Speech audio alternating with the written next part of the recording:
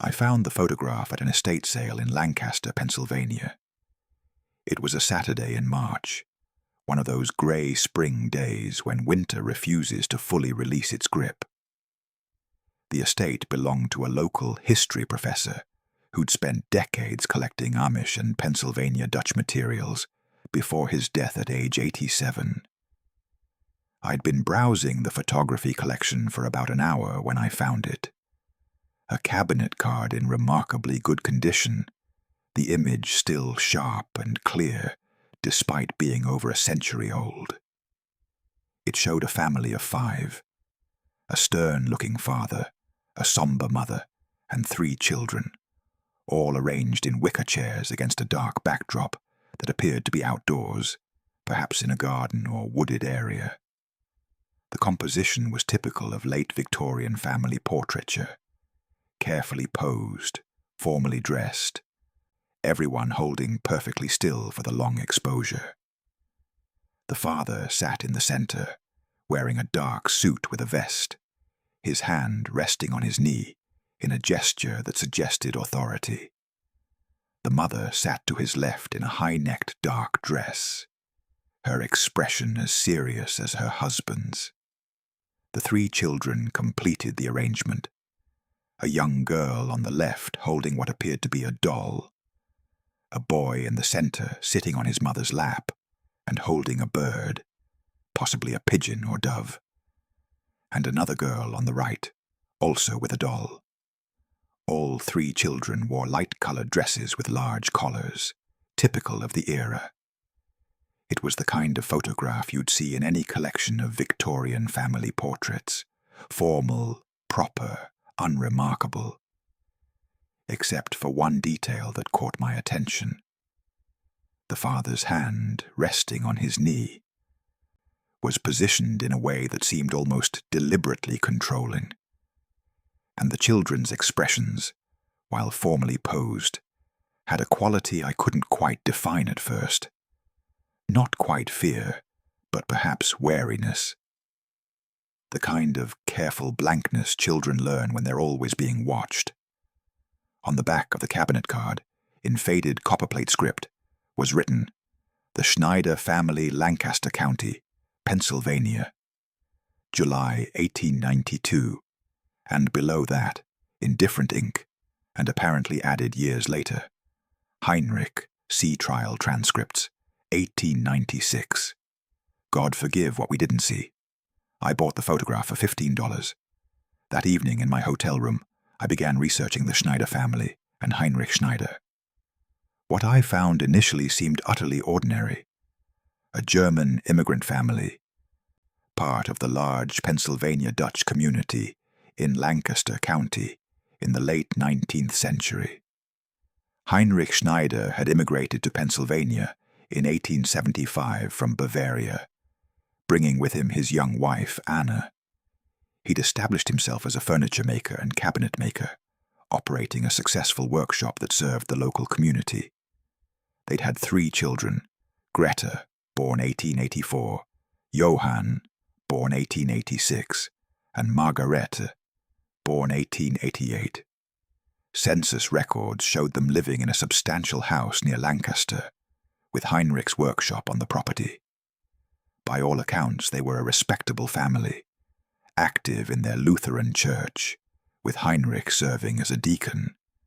But the notation about Trial Transcripts 1896 suggested something had gone terribly wrong in the 4 years after this peaceful family portrait was taken. I searched newspaper archives and found what I was looking for in the Lancaster Intelligencer, dated March 7th, 1896. Furniture maker, arrested on horrific charges. Heinrich Schneider, 47, a well-known furniture maker and deacon of St. James Lutheran Church, was arrested yesterday on charges that have shocked the Lancaster community. Mr. Schneider stands accused of the systematic abuse of children, not only his own 3 children, but also numerous children who were apprenticed to him to learn the furniture-making trade over the past decade. The allegations came to light when Johann Schneider, now aged 10, confided in his schoolteacher, Miss Elizabeth Warren, showing her injuries he claimed his father had inflicted. Miss Warren immediately reported the matter to authorities, who began an investigation that has uncovered a pattern of abuse spanning years. Multiple former apprentices have come forward with accounts of beatings, starvation, and confinement in Mr. Schneider's workshop. Some report being locked in a basement workshop for days at a time when they made mistakes in their work or displeased their master. Mr. Schneider has maintained his innocence, claiming that what has been described as abuse was merely appropriate discipline for wayward children and lazy apprentices. He insists he is being persecuted for maintaining traditional German standards of obedience and craftsmanship. His wife, Mrs. Anna Schneider, has not been charged, but is said to be cooperating with investigators.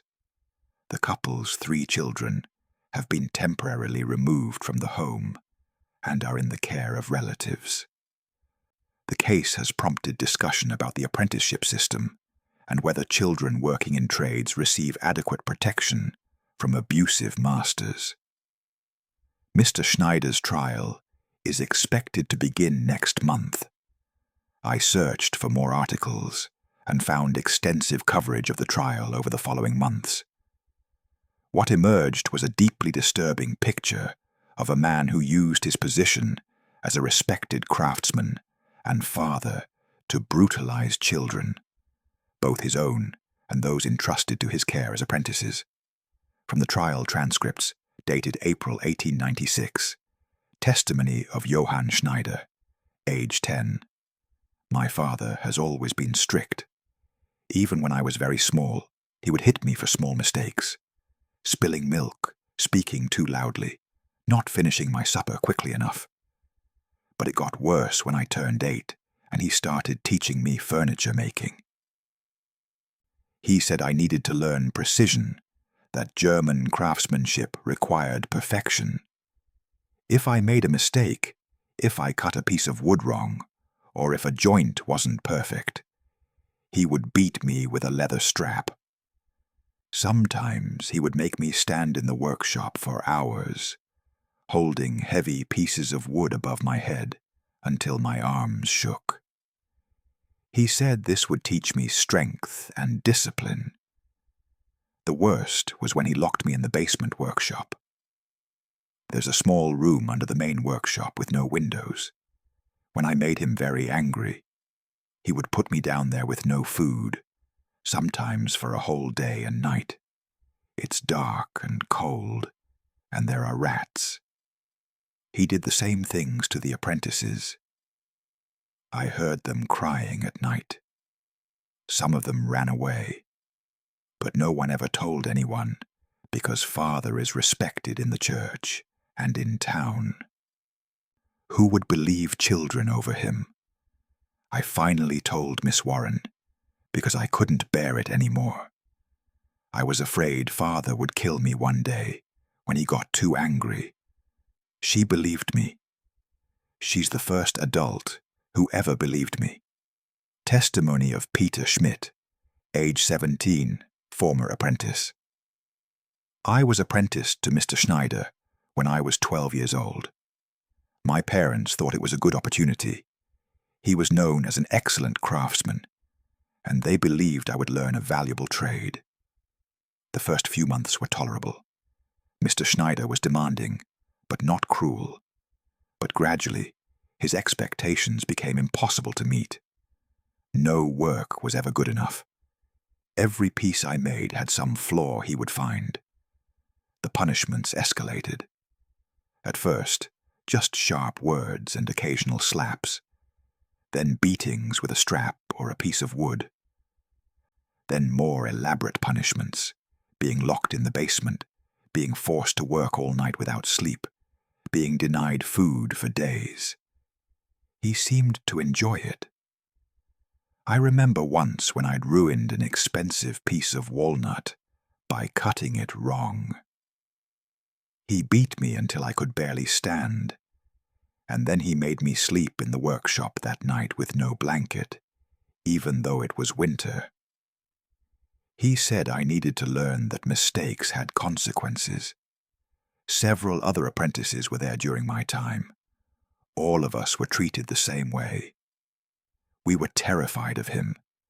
He controlled every aspect of our lives, when we ate, when we slept, when we worked. We were essentially prisoners. I ran away after 3 years when I was 15. I walked to Philadelphia and found work there. I never told my parents what happened because I was ashamed.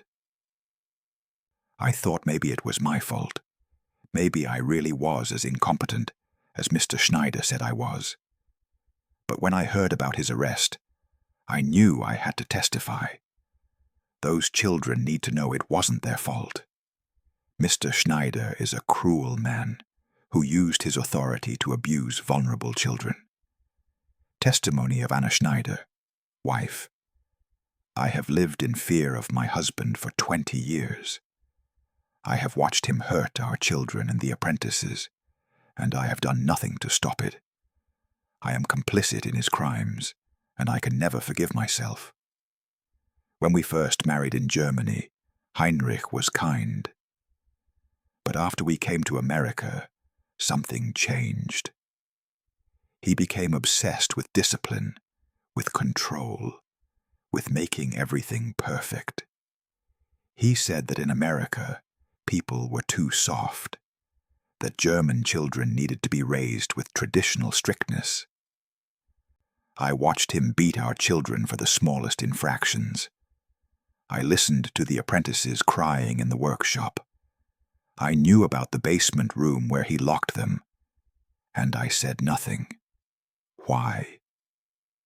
Because I was afraid of him. Because he controlled all our money. Because I had nowhere to go with 3 children. Because I told myself that maybe this was normal. Maybe I was being too soft. Maybe Heinrich was right about discipline. But it wasn't discipline. It was cruelty. It was abuse. And I should have stopped it years ago. I want to testify against my husband. I want to help put him in prison where he can't hurt anyone else. It's the least I can do after failing to protect the children for so long. Our daughter Greta, she's 12 now. She has nightmares every night. She flinches when anyone moves too quickly near her. Our son Johann still has scars on his back from the strap. And Margaret, she's only 8. She barely speaks anymore. I have destroyed my children by not protecting them from their father. I can never make that right. But I can at least tell the truth now. The trial report's conclusion was clear and damning. Findings and verdict, Commonwealth of Pennsylvania, to Heinrich Schneider, May 15th, 1896. This court finds the defendant, Heinrich Schneider, guilty on multiple counts of assault, child abuse, and unlawful imprisonment.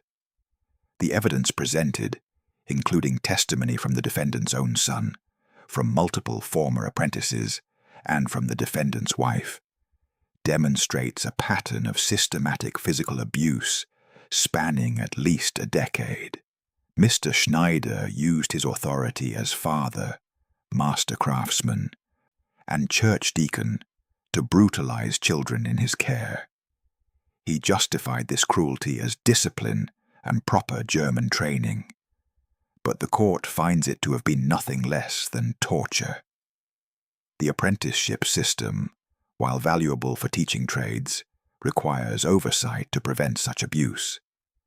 This case has revealed significant gaps in protection for apprenticed children, who are often isolated from family and vulnerable to exploitation by their masters. Mr. Schneider is sentenced to 15 years in the Pennsylvania State Penitentiary.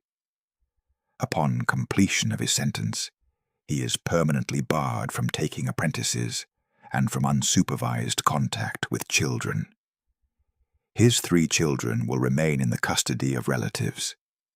His wife, Anna Schneider, while complicit through inaction, has cooperated fully with prosecution and has shown genuine remorse. She will not face criminal charges, but will be required to undergo evaluation to determine her fitness to regain custody of her children in the future. Unlike the typical pattern I'd seen in historical abuse cases, Heinrich Schneider was convicted and imprisoned, perhaps because the victims were children rather than adult women, perhaps because physical evidence of injuries could be documented, perhaps because one of the victims was his own son, making the case harder to dismiss. But the sentence, 15 years for over a decade of systematic abuse of multiple children, seemed inadequate even by 1896 standards. I continued researching what happened after the trial. Heinrich Schneider served 12 years of his 15-year sentence before being released for good behavior in 1908. He returned to Lancaster County briefly, but found himself ostracized. His former customers refused to do business with him. The church had excommunicated him. He moved to Philadelphia and lived there in obscurity until his death in 1919, at age 70. Anna Schneider had regained custody of her children in 1898, after 2 years of living separately and undergoing evaluation. She never remarried. According to family records I found, she spent the rest of her life trying to make amends to her children for her failure to protect them. The 3 children had drastically different outcomes. Greta, the eldest, struggled with what we'd now recognize as PTSD. She married young, trying to escape her traumatic childhood, but her marriage was reportedly unhappy. She died in 1945. Johann, the boy who'd found the courage to tell his teacher, became a teacher himself. He dedicated his life to education and child welfare, serving on Pennsylvania's first Child Protection Board. He wrote extensively about the need to believe children when they report abuse. He died in 1960 at age 74, widely respected for his advocacy work. Margaret, the youngest, had limited memories of the abuse. She'd been only 8 when it ended. She had the most normal life of the 3 siblings, marrying, having children, and living quietly in Lancaster County until her death in 1968. I also researched the broader impact of the Schneider case on apprenticeship practices and child protection laws in Pennsylvania. The photograph, taken in July 1892, 4 years before Johann found the courage to speak up, captured the Schneider family in what appeared to be a peaceful moment. Heinrich sits in the center in his dark suit, the prosperous craftsman and church deacon. Anna sits beside him, dutiful and silent. The 3 children are arranged around them with their dolls and the bird, posed like props. But knowing the truth transforms the image. Heinrich's hand on his knee becomes a symbol of control rather than composure. The children's careful, blank expressions aren't just formal Victorian restraint. They're the learned stillness of children who know better than to show emotion, who've learned that any display might provoke their father's wrath. Anna's somber expression takes on new meaning too. She wasn't just being properly serious for a formal photograph. She was living with the knowledge of what her husband was doing to their children and to the apprentices, carrying the weight of her own failure to act. The photograph was meant to project respectability. A successful German immigrant family, prosperous and pious, properly raised children, and a well-run household.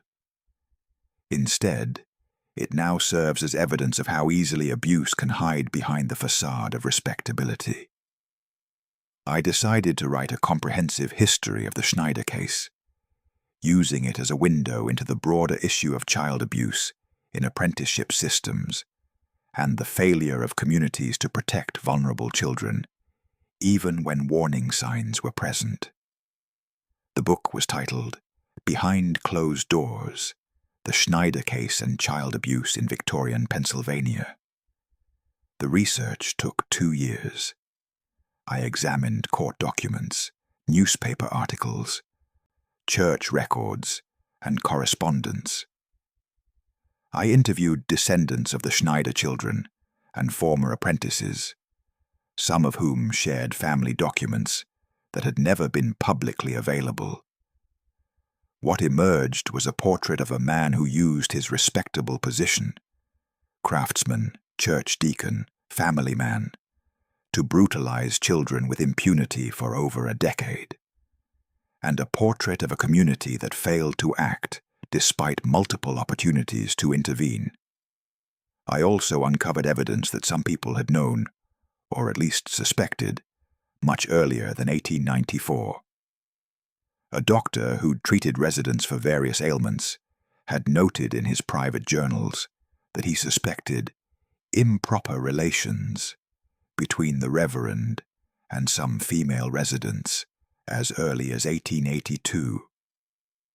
But he'd done nothing with his suspicions, perhaps fearing legal action or simply not wanting to believe ill of a respected clergyman.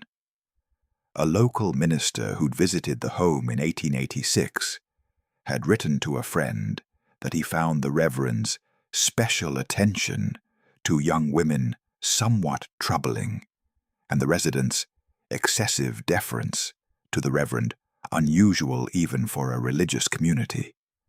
But again, no formal report was made. People had noticed.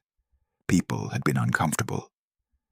But institutional respect for religious authority, social connections protecting the powerful, and the low status of the victims had prevented action for over a decade. The book was published by a university press and received positive reviews. It was adopted as a text in several courses on social work history, religious studies, and gender studies. The case study approach, using one institution to illuminate broader patterns, seemed to resonate with readers. I received many letters in response to the book. Some were from descendants of Christian family home residents, grateful that the true story was being told. Others were from scholars working on similar cases at other institutions, and some were from survivors of institutional abuse in more recent contexts, who saw parallels to their own experiences. One letter particularly moved me. It was from Johann Schneider's grandson. Dear Dr. Morrison, thank you for writing this book and for honoring my grandfather's courage in speaking up about the abuse he suffered. Growing up, I heard stories about Grandpa Johann, how he'd overcome a difficult childhood to become a teacher and advocate for children. But the family always glossed over the details of what made his childhood difficult. There was shame around it, I think. A sense that we shouldn't talk about such dark things. Your research has shown the full truth. My grandfather was systematically abused by his own father, and he found the courage at age 10 to tell a teacher who believed him. That courage saved not only him, but his sisters and the other apprentices who were being victimized. Grandpa Johann died when I was 12, but I remember him well. He was gentle and kind, never raised his voice, never so much as spanked us when we misbehaved. He would say, "I've seen enough violence for one lifetime. I choose kindness instead." Now I understand what he meant. He'd survived his father's brutality and made a conscious choice to break that cycle. He spent his entire adult life protecting children because he knew firsthand what it was like to be a child who needed protection and didn't receive it. Your book ensures that his courage, and the suffering that required that courage, is remembered. The photograph you feature on the cover is especially powerful. I can see him there, that little boy holding a bird, already enduring abuse, not yet knowing he would find the strength to speak up. Thank you for telling this story, and for showing that even in the darkest circumstances, one voice speaking truth can make a difference. Sincerely, Michael Schneider. I framed Rebecca's letter and hung it next to the photograph in my study. Together, they tell the complete story, the public image and the hidden reality, the abuse and the resistance, the silence and the eventual truth-telling. The photograph of the Christian family home, taken on a June day in 1892, looks peaceful at first glance. A large family gathered together, a respected minister surrounded by his flock, an image of Christian charity in action. But knowing the truth transforms it into something else entirely. It becomes a document of abuse, a memorial to victims, and evidence of how easily predators can hide behind institutional respectability and religious authority. Reverend Josiah Whitmore sits at the center of the image, surrounded by people he controlled, exploited, and in many cases sexually abused. Some of the women in this photograph were his victims. Some would become his victims in the following 2 years, and some would eventually find the courage to expose him. The photograph was meant to project success, respectability, and charitable goodness. Instead, it now serves as a warning about the dangers of unchecked authority, the importance of believing victims, and the ways institutions can enable abuse while maintaining public legitimacy. I've given many talks about this research at universities, conferences, and community organizations. People always ask the same questions. How could this happen for so long? Why didn't anyone stop him sooner? How many other institutions were hiding similar secrets? My answers are uncomfortable. It happened because vulnerable people, especially women and children, were afforded little protection in the 19th century.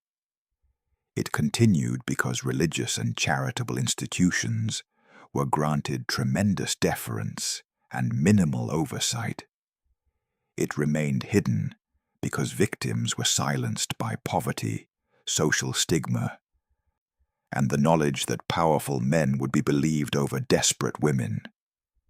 And yes, similar abuse was likely happening at many other institutions. The Christian family home wasn't unique.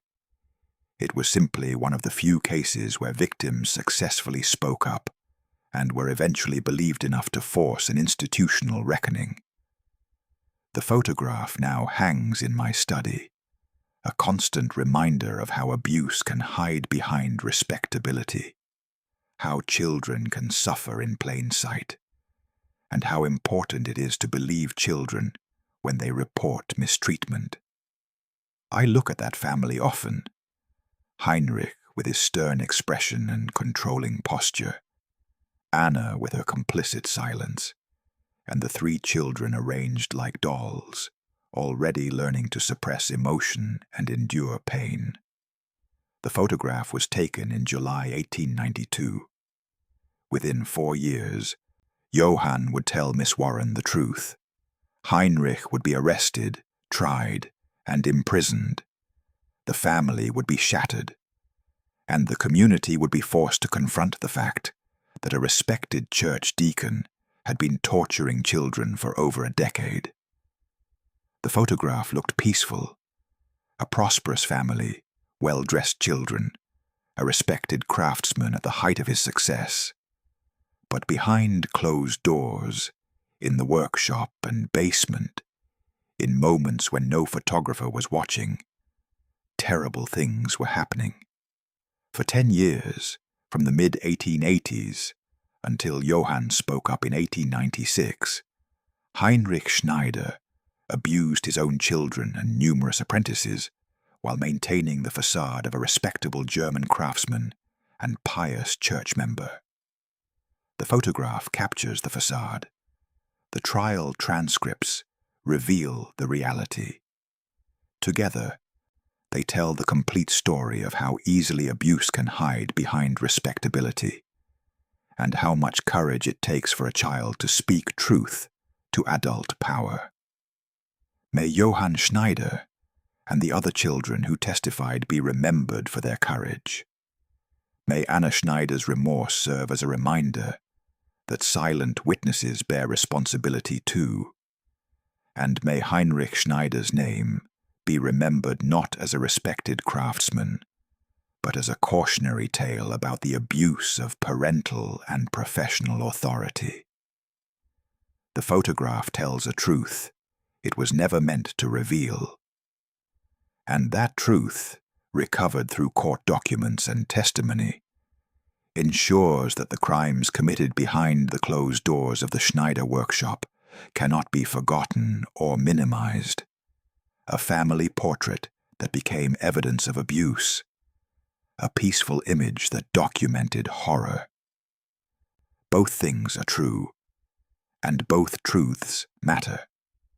The Schneider family, 1892. A father, mother, and 3 children, arranged in wicker chairs, dressed in their finest clothes, holding still for the camera. 4 years later, one of those children would be brave enough to tell the truth, and everything would change. That's the real story the photograph tells. Not peaceful family life, but suffering waiting to be revealed, and courage waiting to be found.